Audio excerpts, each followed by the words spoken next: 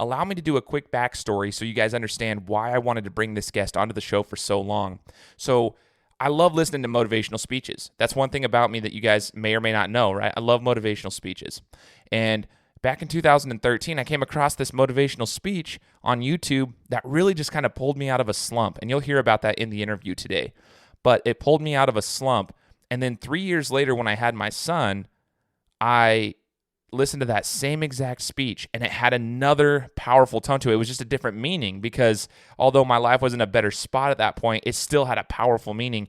And that's when I began to really, really study the body of work of this individual because I'm like, man, he's so powerful in his words and his actions. And then I really, really, really became intrigued with the fact that he was able to translate all of the skill sets that he, acquired in his basketball career and put them into his professional career. And he was changing lives in his professional career with motivational speeches. He changed mine.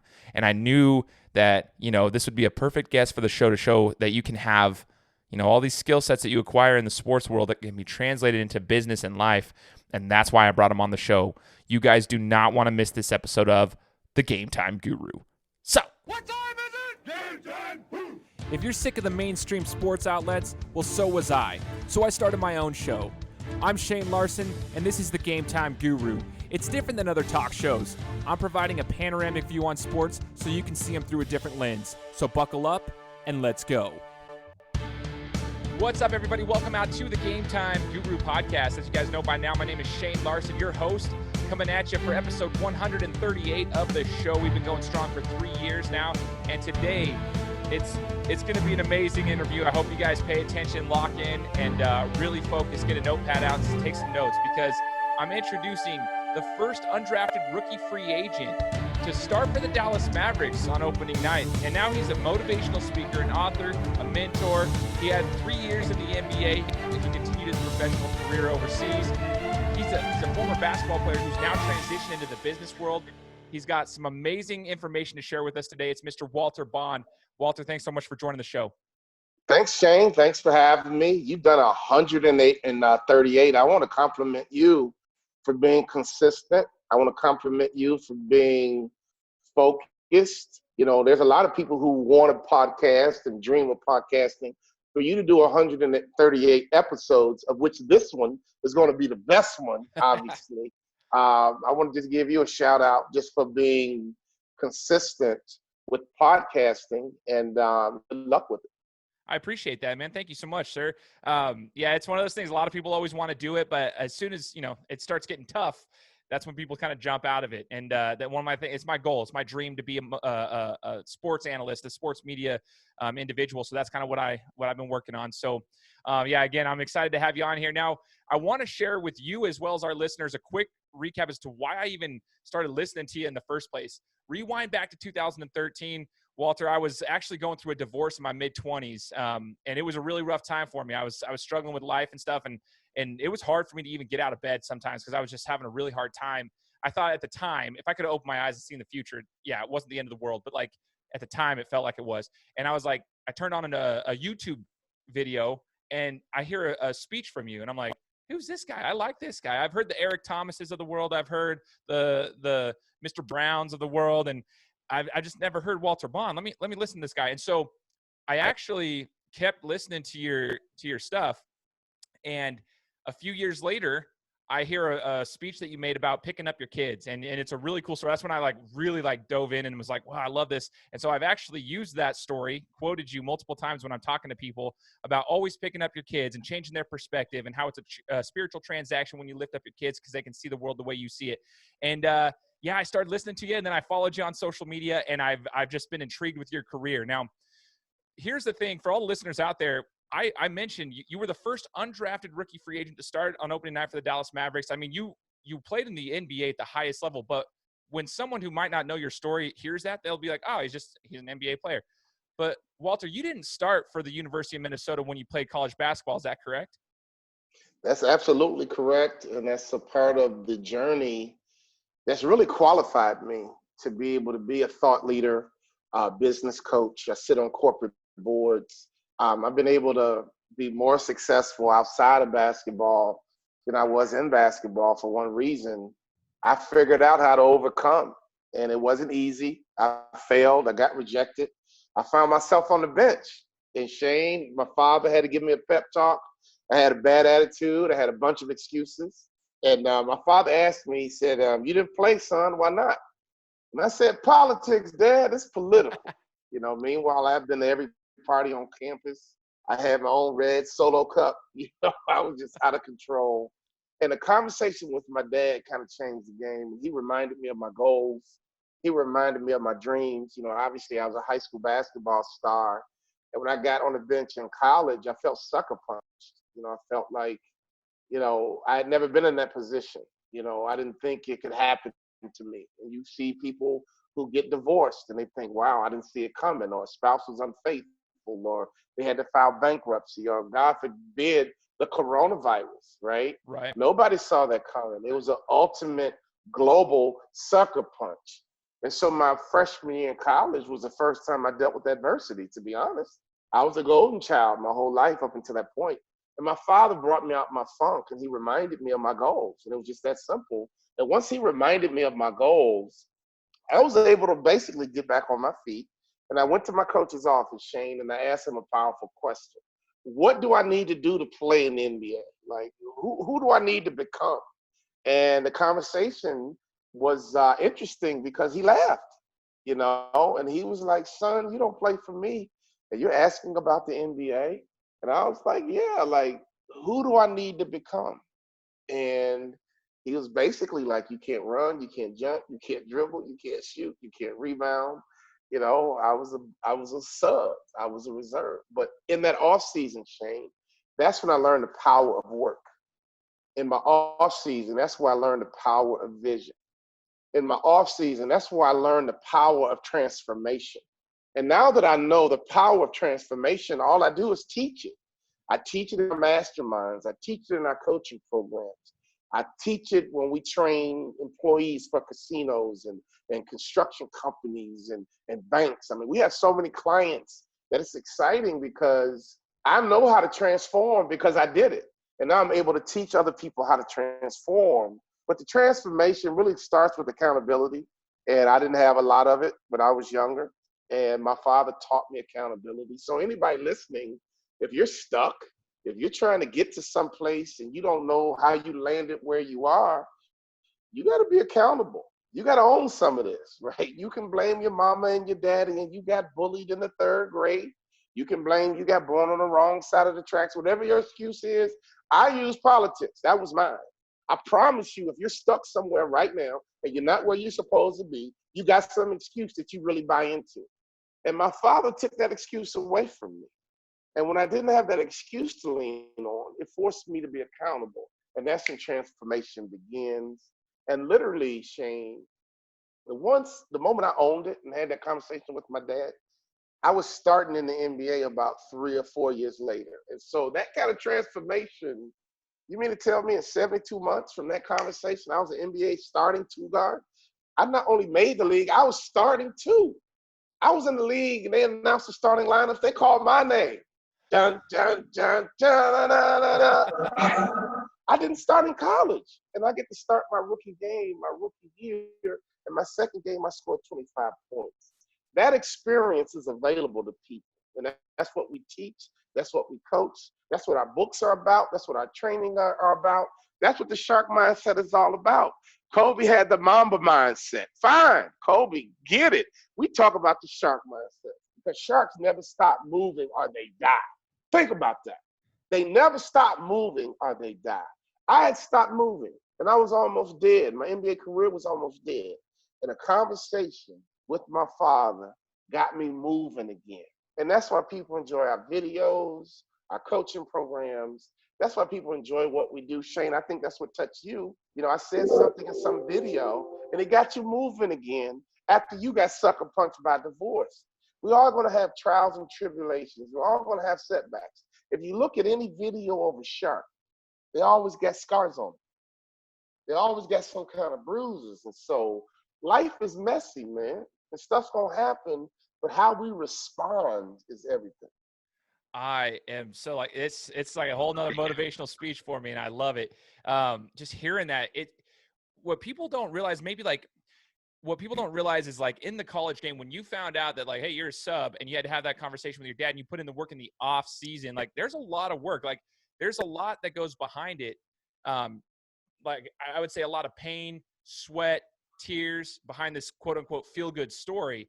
When you put in the work in the off season, like you said, and I've heard you say it before too, Walter, when you said, businesses, athletes have an off season. Why don't you? I remember you talking about this last year. You did like a webinar on the off season and you put in the work for basketball. What did that work consist of in the basketball sense? And then like, how can we translate that into the business world? What's the work that you're putting in that people don't see? They just see the feel good story, but they don't actually see the work that you're putting in.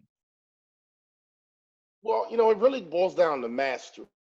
If you look at a guy like LeBron James, why is LeBron James the best basketball player on the planet? And honestly, my peers would get mad at me, but if you said that LeBron was better than Mike, I'm not going to argue with you. That's how good he is, right? And so if you think about what makes LeBron so dynamic is mastery. He's mastered every fundamental of basketball. I mean, he shoots at a high level. He rebounds at a high level. He's a playmaker at a high level. His IQ is at a high level. If you went to a laboratory and built a perfect basketball player, it would be LeBron, to be honest with you. Even his size and how he can go in and rebound.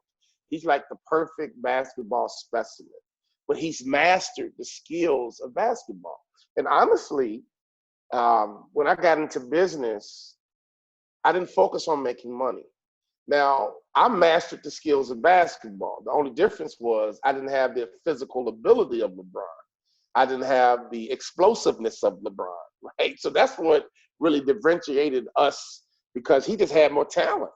But when I think about business people, it's the same dynamic. You need to master the fundamentals of business. Have you mastered marketing? Have you mastered selling? Have you mastered leadership? Have you mastered culture building? Have you mastered your core values? I mean, do you have systems in place? Do you have processes in place? And so when we got into business, Shane, we didn't even focus on money. We understood mastery. I was in an industry where I got a chance to be around the best basketball players in the world. So, for example, John Stockton would go to a chiropractor 4 times a day. He believed in keeping his body aligned. Now, the funny thing about it, I get to corporate America and everybody's talking about alignment, right? And I'm like, ooh, the metaphor is scary, right? Because of alignment, it allows companies to have great cultures because everybody buys into the core values. Well, John Stockton kept his body aligned, and that's why he played 19 years. Karl Malone would lift weights every single day. I mean, he had the greatest body of all time for a power forward, 6'9", 256, maybe had 3% body fat. He was a meticulous eater. So I was around greatness, and I saw greatness operate. I saw the discipline of greatness. I saw the vision of greatness. I saw the confidence of greatness. I saw the mastery of greatness. Jerry Sloan, my coach, I talk about him all the time when I do leadership programs. That dude was so simple, but he was brilliant in his simplicity. We didn't even scrimmage in practice. Imagine that.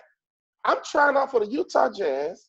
My agent's calling me. My dad's calling me. My mom's calling me. My wife's calling me. How's it going? And I'm like, I have no clue. And they're like, what are you talking about? You don't have a clue.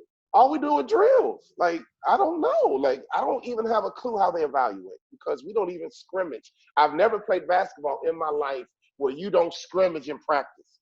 But Shane, we mastered the fundamentals. We did tons of shooting drills. We did tons of skeleton offense with no defense. Spacing was important. Timing was important.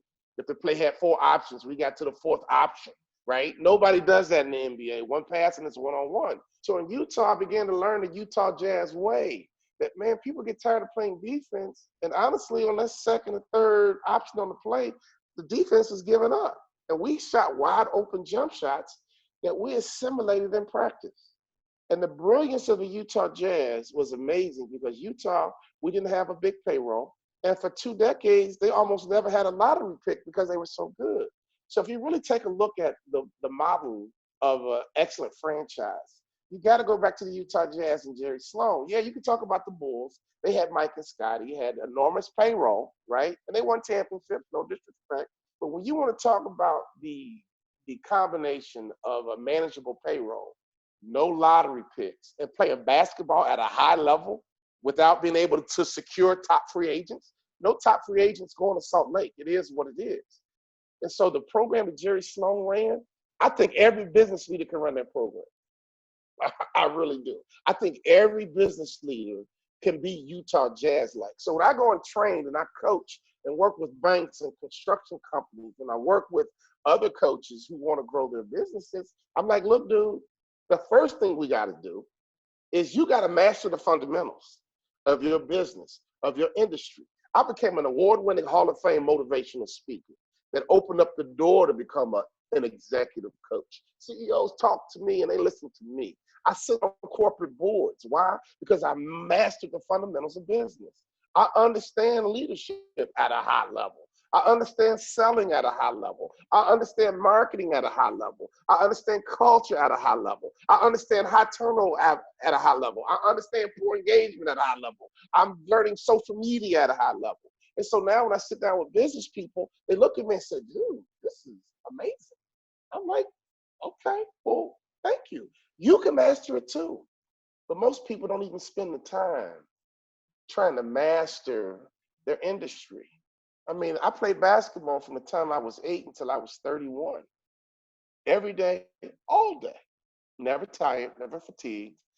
And I was always trying to get better. So that anal, obsessive mentality and behavior is what's required. It's what's necessary to be successful at a high level. And honestly, Shane, most people don't want it bad enough. Most people aren't hungry enough to do what it takes to be the best in the world. I've become the best in the world in 2 different industries. And if you really ask me how did I do it, there was some talent there. Oh, I can run my mouth. I get it. It was a natural gift from God. I was a very good athlete as a young kid. I was good at baseball, basketball, and football. So you got to have some talent. But after the talent is there, ain't nothing but hard work. And most people, let me tell you this, most people don't even understand what they're gifted. They have no clue how they're gifted. So here's my message for anybody listening. Your first phase, if you want to be a boss, right? Your first phase is to discover your God-given gift. Once you discover your God-given gift, the next thing you got to do is develop your God-given gift. But also make sure you position this God-given gift that you're developing into the right industry. So you got to position this gift perfectly. Oh man, that's a really, really good point. There's that quote that I heard once that was like, "Hey, what is your deepest fear?" And our deepest fear is not that we are inadequate. Our deepest fear is that we are powerful beyond measure. It's our light, not our darkness, that most frightens us. I think a lot of people are scared to discover their God-given talents because they're scared of the light. They're scared of that because then they know like they can really impact a lot of people. But then there's accountability and stuff that comes along with it. But I really appreciate you said that, like discovering your God-given talents and then enhancing that and utilizing that and working with that. And just as you talking, Walter, you're talking about this whole thing with the Utah Jazz. As you see, I'm a huge Jazz fan, diehard since I was born. I was kind of born into that, but a lot of family from Utah. So like it's crazy that I'm talking to a former Utah Jazz basketball player. That's what's crazy to me. But so I still geek out on it, even though I'm in my 30s now. But it's just crazy to hear the stories of Jerry Sloan from a player's perspective, the simplicity of it. And you start to realize, wow, that does work for sports and for business. Like, but you got to master the fundamentals. You got to get that base, that structure. And I'm glad that you're sharing that with us. And it's obvious that through your basketball career, through your business career, you've had that shark mentality. Can you show us your shirt one more time? Like you had shown it earlier. Can you show us that shirt real quick? Shark mindset. So you Shark mentioned mindset. That's what it's all about. I mean, we've written the best-selling book, Swim. I mean, we've been able to touch so many people. We have companies now calling us and ordering. We just got an order today for 300 audiobooks of Swim. It's a bestseller. It's a parable. And we're really going to teach you how to be a shark. And we have what we call the Sacred Six. And if anyone wants to be a shark, read the book Swim and learn the Sacred Six and just apply them. And so one of them is sharks never stop moving or they die. I mean, think about that metaphor. If they don't move, they die. So the moment a shark is born, they're in constant movement, which really means they just outwork everybody, right? They just completely outwork everybody. When you think about Kobe, I mean, Kobe was talented, but he outworked everybody. Michael Jordan is talented, but he outworked everybody. You know, Tiger Woods is talented, but you know what? He outworks everybody. So to me, I can help 90% of society just by saying, look, man, up your game on work. Ladies, work harder. When you get up in the morning, grind. And grind so hard to where you go to sleep, you collapse in the bed, right? And you wake up the next morning, do it again. And this coronavirus has been a blessing because I've never worked harder in my life. Here's what happens. The difference between a thought leader like myself and most people, I would guess that 90% of society is watching the news all day. Like, man, is it over? Do they have a vaccine? Is the plasma injection going to work? You know, Trump, do something. Governors, do something. Are we going to lock down? I can't wait till this is over. Is it over? Can I come back outside and play? Me? I glance at the news. Oh, man, New York is on fire. Wow, that sucks. Okay, wash my hands, social distance, stay at the crib. Bet, click, cut it off, come in my office. Okay, team, we got a break. All right, let's get everything online. We got a break. Let's finish that training. We got a break. All right, what we're gonna do with our coaching program? Got a break. Hey, let's launch our podcast. Got a break. When this thing is over, people are gonna be like, this dude, where did he come from? You know, we're upping our game on everything. On social media, we're upping the game. We're building killer trainings. We have a training called the off season. What? Pro athletes have an off season. Why not you? We just finished that training. And it's for small business owners. Our curriculum designer just gave it to us yesterday. I've been so busy, I haven't been able to look at it, right? Because we've been grinding that hard. I'm going to take a look at it this weekend. I got another training we got in the queue. It's on teamwork. Now watch this. Most of these business leaders don't understand how to build a team. You can't build anything without a blueprint. Phil Jackson had what he called the triangle offense. And he plugged in Scottie Pippen, Michael Jordan, and Dennis Rodman, Horace Grant. And in his blueprint, they won championships. Technically, Tex Winter built the triangle offense. Phil Jackson leaves Chicago. He goes to LA. Does he bring Mike and Scottie with him? No. But he plugs in Kobe, and he plugs in Shaq, and he plugs in Derek Fisher, and he plugs in Robert Ory. And what does he do? He wins rings. With the blueprint, Michael Jordan goes to DC, plays for the Wizards, without Scottie, without the blueprint, without Phil Jackson, and he looked less than Michael Jordan like. And people say, well, he's old. Okay. How old is Tom Brady? Yeah, so I mean, how old is Drew Brees? Right. Okay. I played with Stockton and Malone until they were 36, 37. They were still playing at a high level. Why? Because they were still plugged into the blueprint. We have a blueprint called I-Team that's almost ready. It's in the oven. That's going to help business leaders with a blueprint on how to build a high-performing team with pieces that don't compete with each other, pieces that complete with each other. You know, when in our beta, our business leaders is like, dude, this is freaking brilliant. And we have an assessment called work expressions. And I really drew the analogy between playing your game. When I got in the game, Shane, I wanted to play my game. When the game was over, if I didn't get to play my game, I was a little salty. Happy we won, but I didn't get to do my thing. I didn't get to play my game, right? So when I got into corporate America, the Gallup poll calls me and says, Walter, we want you to help us with employee engagement. Can you help use our assessments and our tools? That's not who I am. I go make my own.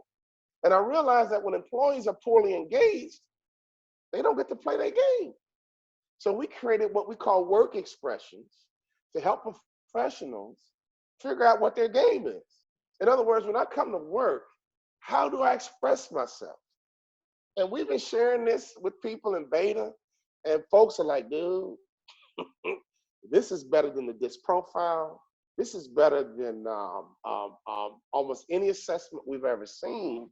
And all I'm doing, Shane, is bringing everything I learned in sports as an athlete to corporate America and really helping people become corporate athletes. In other words, if you don't go to work and get to play your game, it don't matter how much money they pay you. Watch the NBA. When that guy sitting at the end of the bench don't get to play, he's mad. Why? Because he wants to contribute. Why he want to play? Well, you make enough money, you should. No, who wants to go to work and sit in their cubicle and do nothing? And not feel like I'm a part of the success of this organization.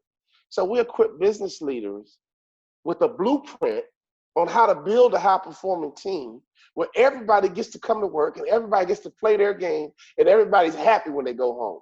They don't think about leaving, right? They're not even thinking about another job. Why? Because I love what I do. And I get to play my game every day at work. Tom Brady got to do that with New England for 2 decades. And finally, after 2 decades of Tom Brady being able to come to work every single day in the blueprint, when he got to express himself, finally, New England was like, all right, bro, enough. It's time for us to move on. And I don't know what their thought process was. I don't know what their thinking was. But Tom Brady enjoyed it so much. He almost always took a pay cut to play in New England. So it's not even about the money. It's really about you being able to go to work and express yourself at a high level and to understand that you contribute and to play a role inside of an organization that has a blueprint. When we launch IT in the off season, game over. Oh, I can't. You know it's going to help people build winning teams and have transformation inside the organization. Oh, this is so cool. And for someone like myself, I work, I'm a project manager for a marketing team that we have at the job, the company that I work for. And so it's important for me because I manage a team, and it's important for me to be able to utilize some of these things and implement these things that you're talking about as well. So I'm going to be taking a look at all these things. And Walter, as we get ready to sign off, and you've dropped so many golden nuggets for us today, you mentioned swim. You mentioned all these programs, but where can we get all this stuff? Where can we get access to this stuff? Like, where can we get this information from you? Simple. Our website is walterbond.com. You can go on our website. You can join our mastermind. We have a mastermind for small business owners and business professionals, which is very affordable. We coach speakers.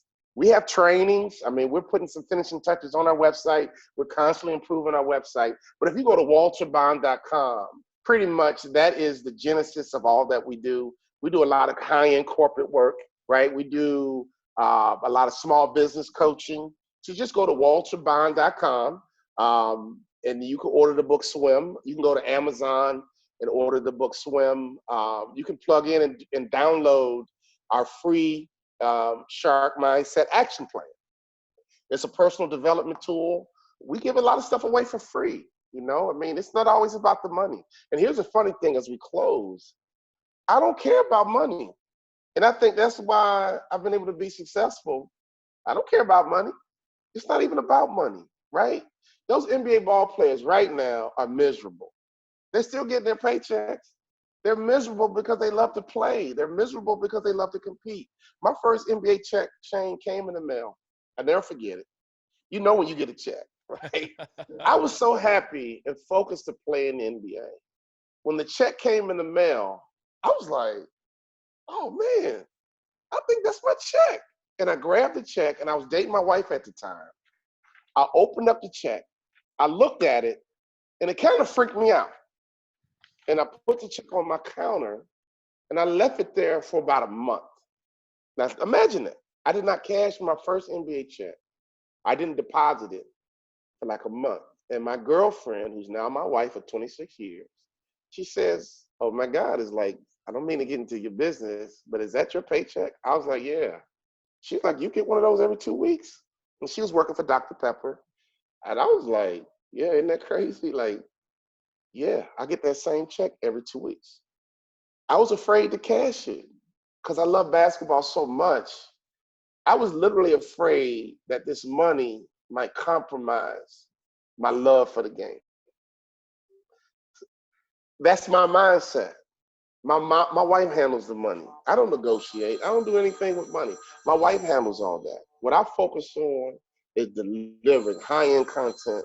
What I focus on is impacting people. What I honestly focus on is being the best in the world at what I do. That's my focus because I already understand if I become the best in the world, the money is going to be the reward. So I don't need to focus on the money. I focus on being the best. I focus on being the shark with a shark mindset. And let me tell you something, man. The money comes. I put 3 kids through college, straight cash, right? We live in a wonderful golf community. I live in a country club. 9 billionaires live in my neighborhood, right? I drive a really nice electric car, right? God is good, right? And the better I get, the more money I make. So anybody listening, don't focus on the money. Focus on being the best in the world at what you do, and trust that the money's going to be the reward. The money's going to show up. And so I want to challenge you, Shane. Yesterday, I had to try out for a podcast. There's a guy who has the #1 podcast for Fortune 500 execs. And we did a 30-minute, what I thought was a podcast. Come to find out, it was a tryout to see if I was worthy to be on this podcast. And I was like, okay, I know how to try out, right? And so obviously I made the squad. So I want to challenge you, man, build the best podcast in the world. Be the #1 podcaster in the sports business dynamic in the world. Study podcasting. Study the top podcasters. Study how they open, how they close, how they edit. Study everything about podcasting. And don't you quit until you are the shark, the boss, the great white of podcasting. I will do that, man. I'm just sitting here like getting goosebumps, and it's wow. I appreciate your words, Walter. I appreciate your time, first off, and I appreciate you just sharing the golden nuggets with myself and our audience. And we look forward to seeing what you guys do. I'll put the links in the description for walterbond.com. Guys, go check out Swim. And there's going to be more things in the works, I'm sure. So Walter's always doing his whole team. He's awesome. If you guys haven't followed him, go do so. Follow his social media platforms as well. You'll see that he's always got something cooking. You never stop moving. So I appreciate you. Every day. Thank you for joining the show. Awesome. Thank you, Shane. Take care. Okay, bye-bye. Guys, I hope you enjoyed this interview with Walter Bond as much as I did. He's an amazing human being with a lot of information to share. So please share this with your friends and family or anyone who could benefit from his words. And don't forget, hit the subscribe button and leave me a 5-star review on Apple Podcasts. I'd really appreciate it as we continue to build this brand. Take care, and we'll talk to you guys next week.